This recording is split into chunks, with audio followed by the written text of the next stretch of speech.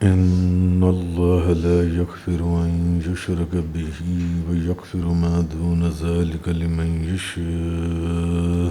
بے شک اللہ اس کو نہیں معاف کرے گا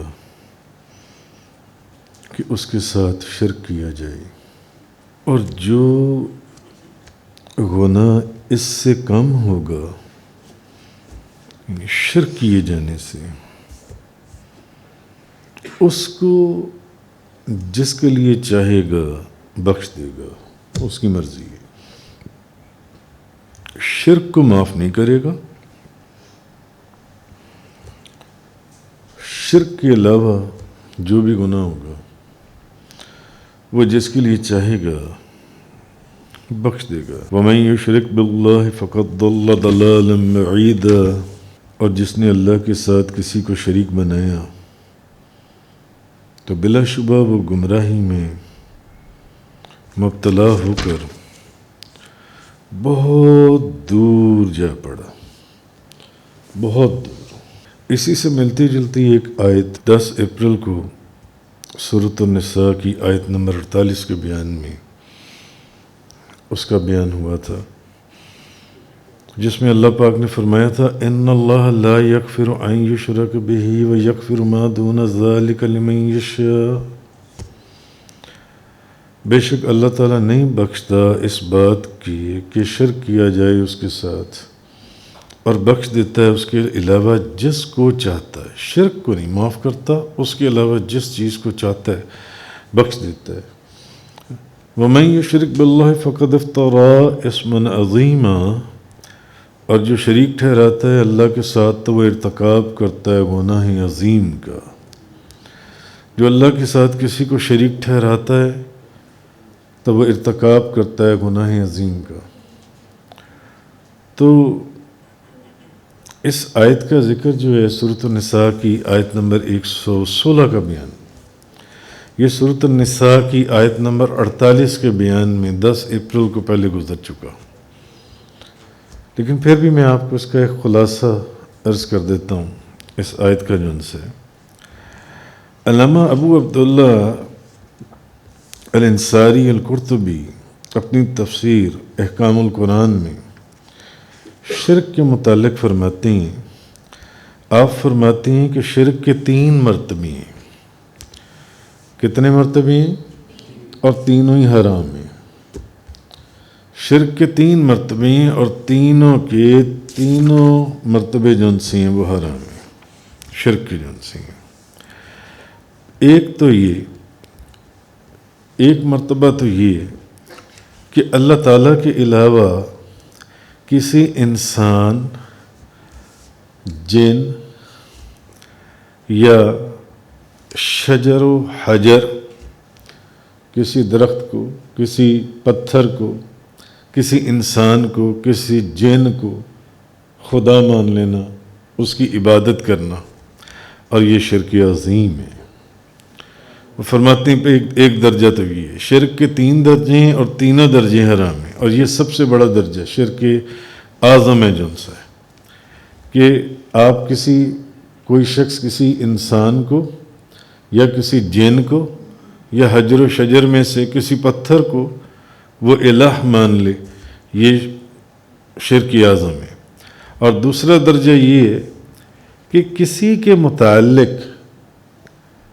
وہ یہ اعتقاد رکھے کہ وہ مستقل طور پر اور بذات یعنی اپنی ذات سے وہ جو ہے وہ اللہ تعالیٰ کے بغیر کوئی کام کر سکتا ہے، بھلے وہ اس کو خدا نہ مانے، الہ نہ مانے. پہلی تو انہوں نے بتائی نا کنڈیشن کہ کسی شجر کو، کسی حجر کو، کسی انسان کو، کسی جن کو، اس کو ہی خدا مان لینا، یہ تو شرک اعظم ہے. اب یہ ہے کہ کسی کو خدا تو نہ مانے مگر اس کو یہ مان لے کہ وہ جو بھی کام کرتا ہے وہ اللہ کے بغیر خود اپنی طاقت سے کام کر سکتا ہے، جن سے خود سے کام کر سکتا ہے. تو یہ بھی شرک کی دوسری قسم ہوئی اور یہ بھی حرام ہے. اور تیسری قسم یہ ہے کہ کسی کو عبادت میں شریک کرنا، کسی اور کو بھی عبادت میں شریک کر لینا، اور یہ بھی شرک کی ایک قسم ہے۔ تو یہ تینوں قسمیں جون سی ہیں، شرک کی جون سی ہیں، یہ حرام ہے۔ تو اب ان تینوں قسموں کو سمجھ لینے کے بعد غور کرنے کی ضرورت یہ ہے کہ شرک کو ظلم عظیم کیوں کہا گیا ہے۔ شرک جو ہے یہ ظلم ہے اور ظلم عظیم ہے، اور یہ ایک ایسا جرم ہے جس کی معافی نہیں، جس کی بخشش نہیں ہے، شرک کی۔ اس کے علاوہ اللہ پاک نے فرمایا ہے کوئی بندہ اس کے علاوہ اس کی مرضی ہے، وہ جس کو چاہے جہاں چاہے جو بھی بخش دے جن سے، شرک کو نہیں بخشے گا جن سے۔ اچھا، اب کیوں اس جرم کی بخشش کیوں نہیں ہے؟ کیونکہ شرک جو ہے اس شہنشاہ کائنات جس نے جو ساری کائنات کا مالک ہے، اس کے خلاف بغاوت ہے، اس کے خلاف بغاوت ہے، اور اس کی بادشاہی میں یا اس کی فرما روائی میں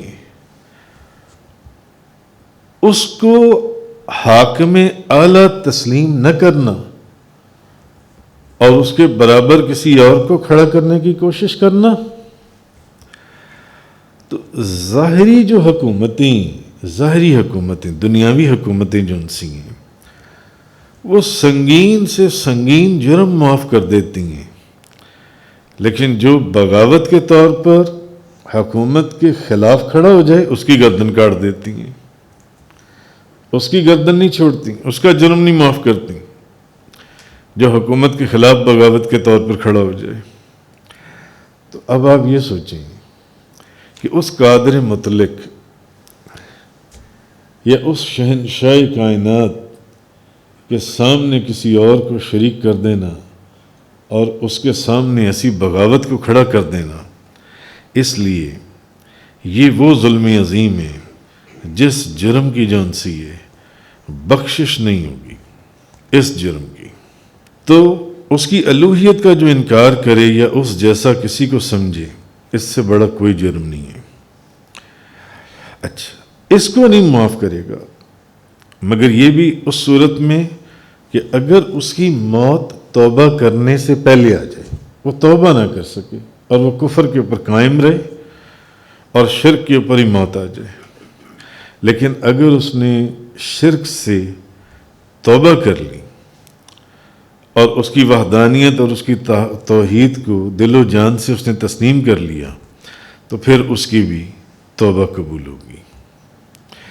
تو اس سے ایک بات یہ بھی معلوم ہوئی کہ گناہگار مومن جو اپنے گناہوں سے توبہ کیے بغیر مر جائے، اللہ چاہے تو اپنی رحمت سے اس کو بھی بخش دے، اگر اللہ چاہے۔ کیونکہ اس نے کیا کہا ہے ان دونوں آیات کے اندر، یہاں تو اس نے سورۃ النساء کی آیت نمبر 48 میں فرمایا ان اللہ لا یغفر ان یشرک بہ ویغفر ما دون ذلک لمن یشاء، بے شک اللہ نہیں بخشتا اس بات کو کہ شرک کیا جائے اس کے ساتھ، اور بخش دیتا ہے جو اس کے علاوہ ہے، اور جو شریک ٹھہراتا ہے اللہ کے ساتھ وہ ارتکاب کرتا ہے گناہ عظیم کا۔ اور دوسری یہ جو آیہ کریمہ میں نے آپ کے سامنے تلاوت کی ابھی، ان اللہ لا یغفر ان یشرک بہ ویغفر ما دون ذلک لمن یشاء، بے شک اللہ اس کو نہیں معاف کرے گا کہ اس کے ساتھ شرک کیا جائے، اور جو گناہ اس سے کم ہوگا اس کو جس کے لیے چاہے گا وہ بخش دے گا۔ ومن یشرک باللہ فقد ضل ضلالا بعیدا، اور جس نے اللہ کے ساتھ کسی کو شریک بنایا تو بلا شبہ وہ گمراہی میں مبتلا ہو کر بہت بہت دور جا پڑا۔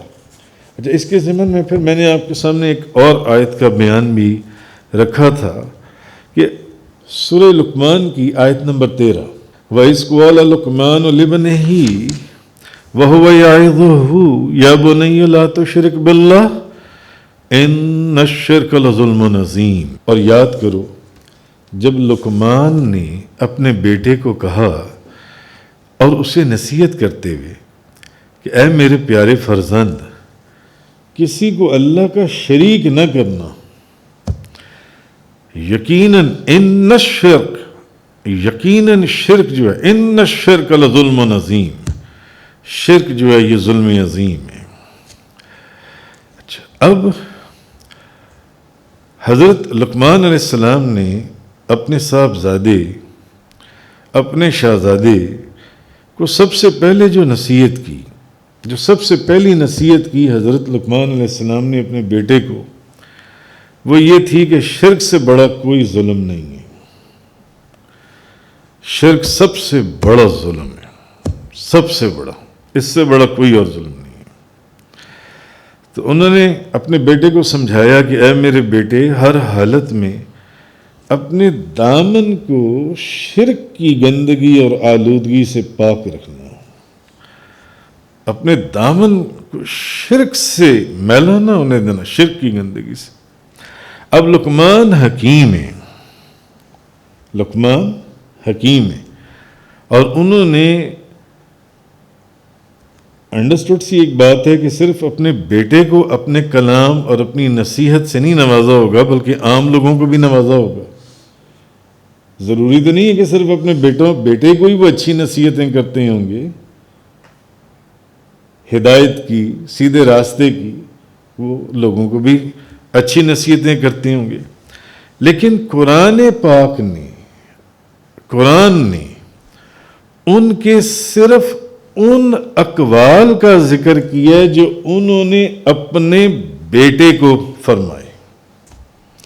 اس میں کیا حکمت ہے کہ حضرت لقمان علیہ السلام نے نصیحتیں صرف اپنے بیٹے کو نہیں کی ہوں گی، بلکہ عام لوگوں کو بھی کی ہوں گی، ہر ملنے جلنے والے کو اچھی نصیحت اور ہدایت کا راستہ دکھایا ہوگا۔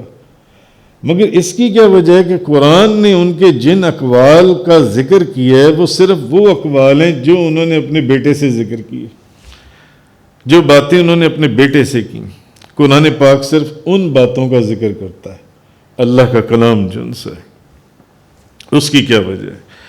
اس کی وجہ یا اس کی حکمت یہ ہے کہ انسان جو ہے، اب آپ اس کو غور سے سمجھنے کی کوشش کریں کہ انسان جو ہے وہ دوسروں کے ساتھ تو معاملے کی بنیاد، برے سے برا انسان بھی، اچھے انسان تو اچھے انسان ہی ہیں، وہ دوسروں کے ساتھ بھی اچھی ہیں اور اپنوں کے ساتھ بھی اچھی ہیں، وہ دوسروں کی اولاد کے ساتھ بھی مخلص ہیں اور اپنی اولاد کے ساتھ بھی مخلص ہیں۔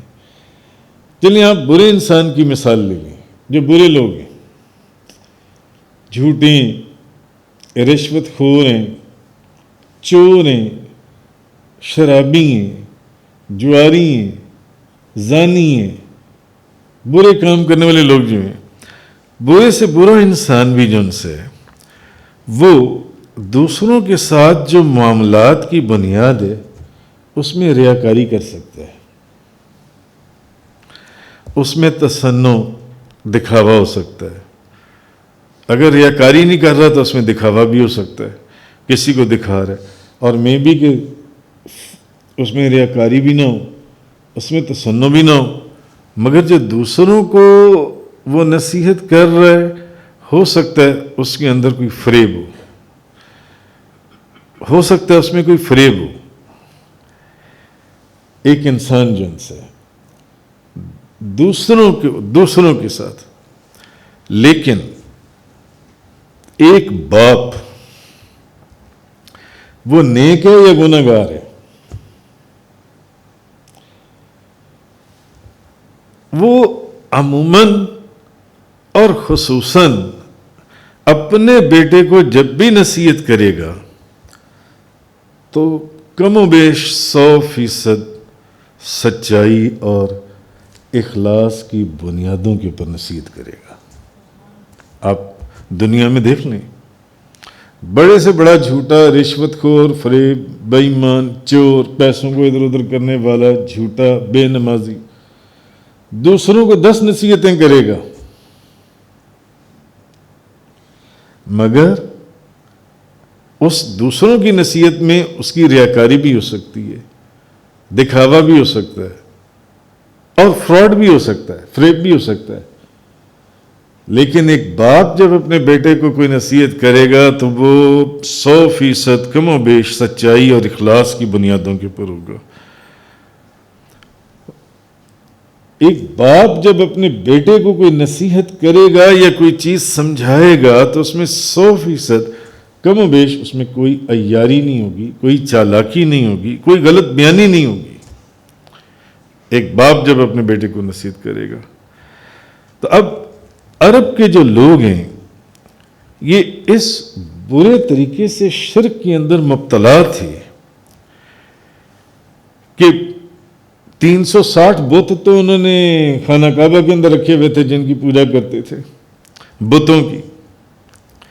تو انہیں بتایا یہ جا رہا ہے قرآن کے اندر، سمجھایا یہ جا رہا ہے کہ لقمان کو تو تم بھی حکیم مانتے ہو، کہ اس کی زبان کے اوپر حکمت کی باتیں پھوٹتی تھیں۔ عرب کے لوگوں کو یہ مثال دی جا رہی ہے کہ لقمان کو تو تم بھی حکیم مانتے ہو، لقمان کو تو تم بھی مرد دانا مانتے ہو، تسلیم کرتے ہو۔ اور اپنے اشعار کے اندر لقمان، کیونکہ عرب کے لوگ شاعری میں بڑا کمال رکھتے تھے، تو تم اپنی شاعری کے اندر جگہ جگہ لقمان حکیم کی مثالیں دیتے ہو اور ان کے اقوال کی مثالیں دیتے ہو، اپنی شاعری کے اندر اور اپنے بیانات کے اندر اور اپنے خطبوں کے اندر لقمان حکیم کی جو باتیں ہیں وہ تم بطور مثل بیان کرتے ہو، جو انصر فخریہ بیان کرتے ہو۔ تو ان عربوں کو یہ سمجھایا جا رہا ہے، ان لوگوں کے اندر جو، کیونکہ ان کے اندر شرک بہت زیادہ تھا، کہ سنو پہلے یہ تو دیکھو کہ لقمان حکیم اپنے بیٹے کو کیا کہہ رہی ہیں، جن کی تم مثالیں دیتی ہو اپنی شاعری کے اندر، اپنے خطبوں کے اندر اور اپنے بیانات کے اندر، انہوں نے اپنے بیٹے کو، اور بیٹے کو جو نصیحت کی جاتی ہے وہ 100% خالص ہوتی ہے، ہر تصنع اور فریب کاری اور عیاری اور مکاری سے پاک ہوتی ہے۔ بیٹے کو جو نصیحت کی جاتی ہے، تو جن کی تم اپنی شاعری اور بیانات اور خطبوں میں مثالیں دیتی ہو، ریفرنس کوٹ کرتے ہو، پہلے ان کو دیکھ تو لو کہ انہوں نے تو اپنے بیٹے کو نصیحت کیا کی تھی۔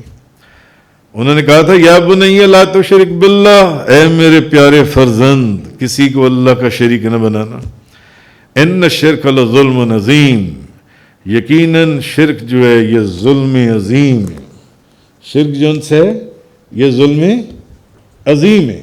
انہوں نے اپنے بیٹے کو یہ چیز کہی تھی۔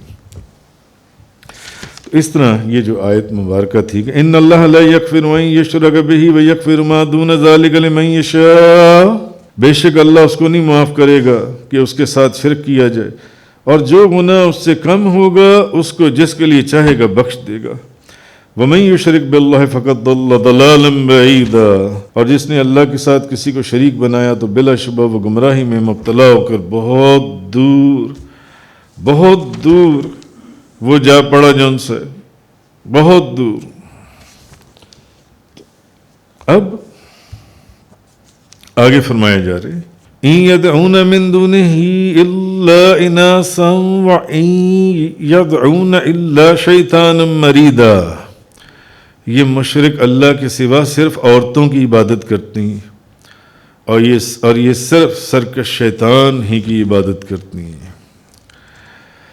اچھا، آگے فرمایا کہ اللہ تعالیٰ نے اصل میں کہ یہ جو فرمایا کہ یہ عورتوں کی عبادت کرتی ہیں، تو اللہ تعالیٰ نے ان کے بتوں کو مؤنث فرمایا ہے، ان کے جن بتوں کی وہ عبادت کرتے تھے۔ یہ خود وہ مشرک بھی اپنے بتوں کو مؤنث کہتے تھے، اس لیے اللہ پاک نے فرمایا کہ یہ صرف عورتوں کی عبادت کرتے ہیں۔ اور ایک روایت میں ہے کہ لات، منات اور عزا یہ سب مؤنث ہیں، اور ابن زید نے کہا کہ لات، عزا، سیاف اور نائلہ جن بتوں کی وہ عبادت کرتے تھے وہ مؤنث ہیں، لہذا اللہ تعالیٰ نے فرمایا یہ صرف سرکش شیطان ہی کی عبادت کرتی ہیں۔ اصل تو یہ ہے کہ یہ شیطان کی عبادت کرنی جون سے. آگے اللہ پاک نے فرمایا لعنہ اللہ وقال لأتخذن من عبادک نصیبا مفروضا. اللہ نے اس پر لعنت کی اور شیطان نے کہا میں تیرے بندوں میں سے ضرور مقرر حصہ لوں گا. اللہ نے اس پر لعنت کی. اب یہ بات ہے کہ جب حکم ہوا کہ آدم علیہ السلام کو سجدہ کرو تو شیطان نے آدم علیہ السلام کو سجدہ نہ کیا، اور آدم علیہ السلام کو سجدہ نہ کرنے کی وجہ سے وہ ہمیشہ کے لیے راندہ درگاہ رحمت ہو گیا. اس کی رحمت کی درگاہ سے اس کو راندہ کر دیا گیا.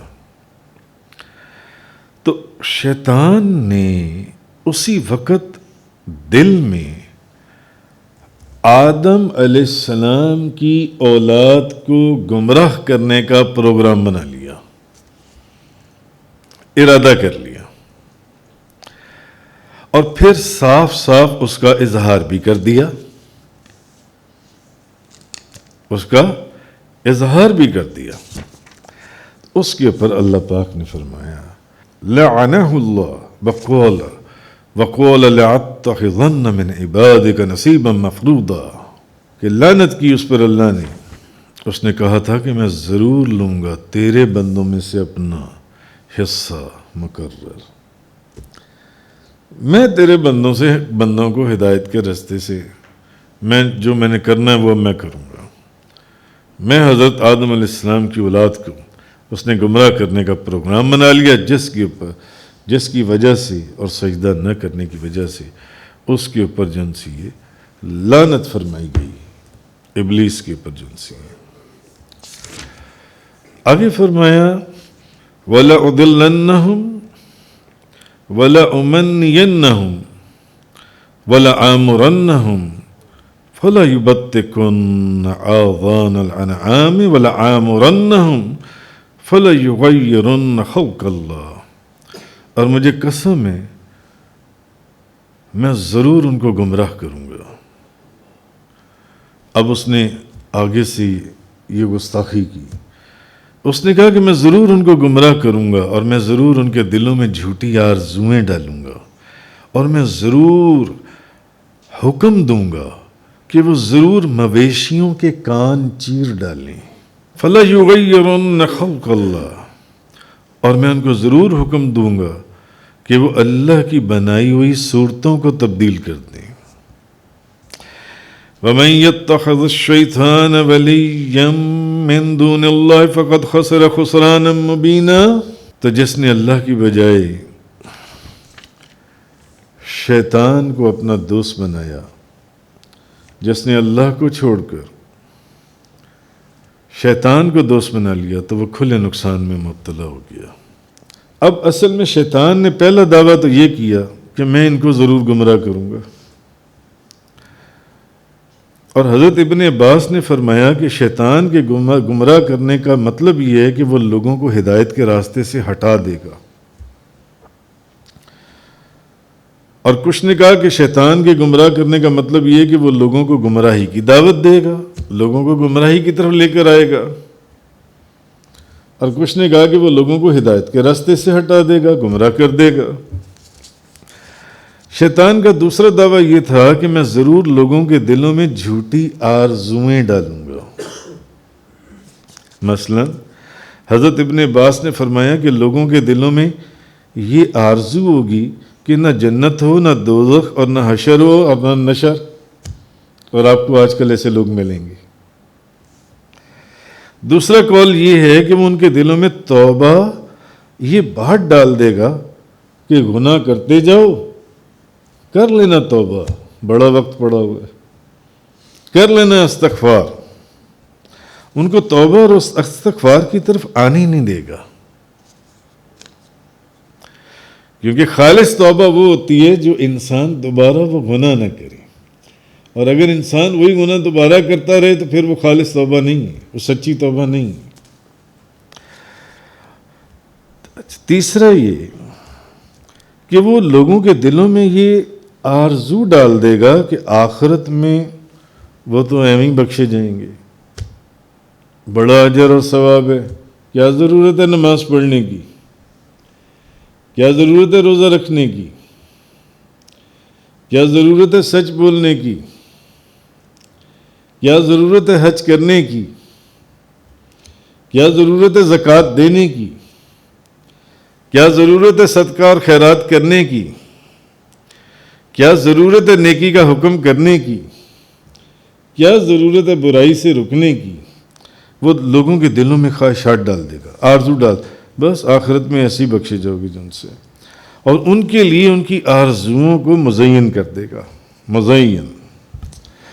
اچھا، پھر اس کا ایک دعویٰ جو اس آیت کے اندر اللہ پاک نے بیان فرمایا وہ یہ کہ اس نے جو یہ کہا، اس نے کہا کہ میں ان کو ضرور حکم دوں گا کہ وہ مویشیوں کے کان چیر ڈالیں، مویشیوں کے کان کاٹ دیں، مویشیوں کے کان۔ اچھا، اب قتادہ اکرمہ نے کہا کہ اس کا مطلب یہ ہے کہ یہ جو بحیرہ کے کان چیرنے کا حکم دیا، بحیرہ اس اونٹنی کو کہتے ہیں جب کوئی اونٹنی 5 بچے جنے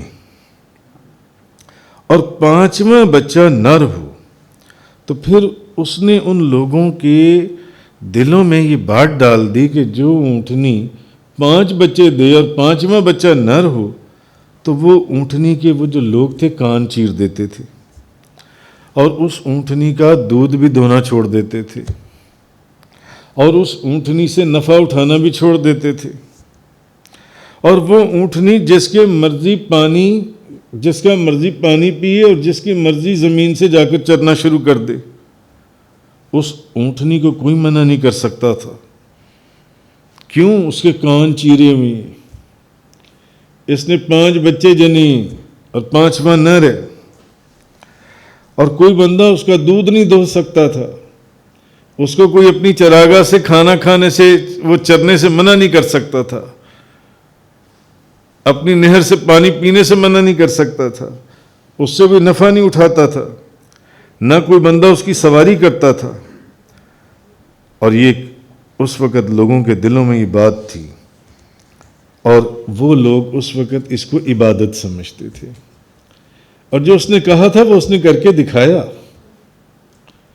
اس وقت لوگ ایسے کرتے تھے اونٹنیوں کے ساتھ جن سے، کیا سورۃ النساء کی آیت نمبر 119 کے اندر کہ اس نے کہا کہ میں ان کو حکم دوں گا کہ مویشیوں کے کان چیر ڈالیں، یعنی غلط رسومات لوگوں میں پیدا کر دے گا کہ یہ ایسی اونٹنی ہے کہ اس کے اوپر نہ سواری کرنی ہے، نہ اس کا دودھ دھونا ہے، اس سے کوئی نفع نہیں اٹھانا، جہاں سے مرضی جس کا مرضی مال کھا جائے، جس کا مرضی پانی پی جائے، جو مرضی کر جائے، یہ جن سے۔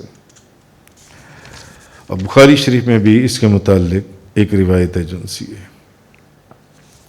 پھر اس کا یہ دعویٰ تھا شیطان کا جن سے کہ اس نے کہا کہ میں ضرور اللہ کی بنائی ہوئی صورتوں کو میں لوگوں کو حکم دوں گا، میں ان کو ضرور حکم دوں گا کہ وہ اللہ کی بنائی ہوئی صورتوں کو تبدیل کر دیں، اللہ کی بنائی ہوئی صورتوں کو تبدیل کر دیں۔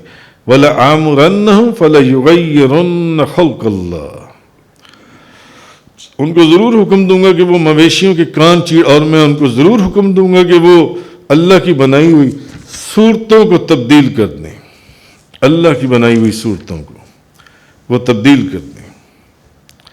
اور اب آج دیکھیں کہ لوگ ایسا کر رہے ہیں یا نہیں کر رہے ہیں؟ لوگ ایسا کر رہے ہیں جن سی۔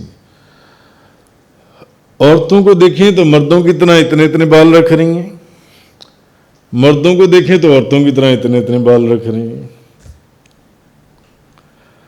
عورتیں مردوں کی طرح چھوٹے بال رکھ کر کنگھی کر رہی ہیں، مرد عورتوں کی طرح لمبے بال رکھ کر ان کی چٹیاں بنا رہی ہیں جو عورتیں بناتی ہیں۔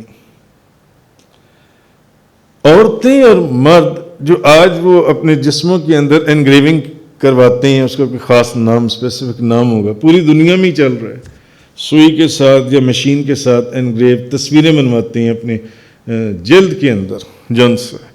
خیر، حضرت عبداللہ بن عمر رضی اللہ تعالیٰ عنہما بیان کرتے ہیں نبی پاک صلی اللہ علیہ وسلم نے اس عورت پر لعنت فرمائی جو ایک عورت کے بالوں کے ساتھ دوسری عورت کے بال ملاتی ہے، اور جو عورت اپنے بالوں کے ساتھ دوسری عورت کے بال لگواتی ہے، اور جسم کو گودنے پر اور گدوانے والی عورتوں پر بھی لعنت فرمائی گئی ہے. یعنی یہ جو آج عورتیں اور مرد وہ جو انگریونگ کر رہے ہیں اپنے جسموں کے اندر، عام چل رہی ہے دنیا کے اندر، تصویریں بن جاتی ہیں اس سے، وہ جو ایسے لوگوں پر لعنت فرمائی گئی. تو اس نے کیا کہا؟ اس نے کہا کہ میں ان کی صورتوں کو تبدیل کر دوں گا. جس کی سب سے بڑی مثال دیکھ لیں کہ اس نے داڑھی شریف جو ہے یہ مرد کی نشانی ہے. غالباً حضرت امام غزالی نے فرمایا ہے کہ داڑھی جو ہے یہ مرد کی نشانی ہے. چہرے کے جو بال ہیں، چہرے کے بال یہ مرد کی نشانی ہے. عورت کے چہرے پر بال ہوتے ہیں؟ عورت کے چہرے پر بال نہیں ہیں. مرد کی نشانی چہرے کے بال ہیں. اور آج مردوں نے کیا کیا؟ چہروں کو اپنی شکلوں کو تبدیل کر دیا. اس نے کیا کہا تھا کہ میں ان کی شکلوں کو تبدیل کر دوں گا، میں ان کی شکلوں کو تبدیل کر دوں گا. جب اللہ نے اس پر لعنت فرمائی حضرت آدم علیہ السلام کو سجدہ نہ کرنے کے اوپر، اس نے کہا میں ان کے چہرے بدل دوں گا جان سے، ان کی عادتیں بدل دوں گا جان سے، یہ گندی رسومات کے اندر پڑ جائیں گے جان سے. اور آج کیا ہے؟ انسان اپنی داڑھی کٹوا دیتا ہے، اور مرد جان سے وہ عورتوں والی شکل بنا کر بیٹھ جاتی ہیں. حالانکہ حدیث مبارکہ کے اندر ہے نبی پاک صلی اللہ علیہ وسلم نے فرمایا کہ داڑیاں بڑھاؤ اور مونچھیں پست کرواؤ اور مشرکین کی مخالفت کرو. ایک روایت میں ہے داڑیاں بڑھاؤ اور مونچھیں پست کرواؤ اور یہودیوں کی مخالفت کرو. ایک روایت میں ہے داڑیاں بڑھاؤ اور مونچھیں پست کرواؤ، مجوسیوں کی مخالفت کرو، مجوسیوں کی مخالفت کرو. تو اس نے جو کہا، اس نے تو خیر اللہ پاک نے اس نے تو یہ کہا، اس نے کہا وَلَأُضِلَّنَّهُمْ وَلَأُمَنِّيَنَّهُمْ وَلَآمُرَنَّهُمْ فَلَيُبَتِّكُنَّ آذَانَ الْأَنْعَامِ وَلَآمُرَنَّهُمْ فَلَيُغَيِّرُنَّ خَلْقَ اللَّهِ وَمَنْ يَتَّخِذَ الشَّيْطَانَ وَلِيًّا مِّن دُونِ اللَّهِ فَقَدْ خَسِرَ خُسْرَانًا مُّبِينًا. مجھے قسم ہے میں ضرور ان کو گمراہ کروں گا، میں ضرور ان کے دلوں میں جھوٹی آرزویں ڈالوں گا، اور میں ان کو ضرور حکم دوں گا کہ وہ مویشیوں کے کان چیر ڈالیں، اور میں ان کو ضرور حکم دوں گا کہ وہ ضرور اللہ کی بنائی ہوئی صورتوں کو تبدیل کر دیں. اور جس نے اللہ کی بجائے شیطان کو اپنا دوست بنا لیا تو وہ کھلے ہوئے نقصان میں مبتلا ہو گیا. اللہ پاک نے تو پہلے ہی فرما دیا لعنہ اللہ، اللہ نے لعنت کر دی اس کے اوپر، لعنت کر دی. وقوالا لَأَتَّخِذَنَّ مِنْ عِبَادِكَ نَصِيبًا مَفْرُوضًا، اللہ نے اس پر لعنت کی، اس شیطان کے اوپر. صدق اللہ تعالی وبلغ رسول اللہ صلی اللہ علیہ وسلم. تفسیر قرآن کا یہ لیکچر انگلش میں سننے کے لیے براہ کرم ڈسکرپشن میں موجود لنک پر کلک کریں.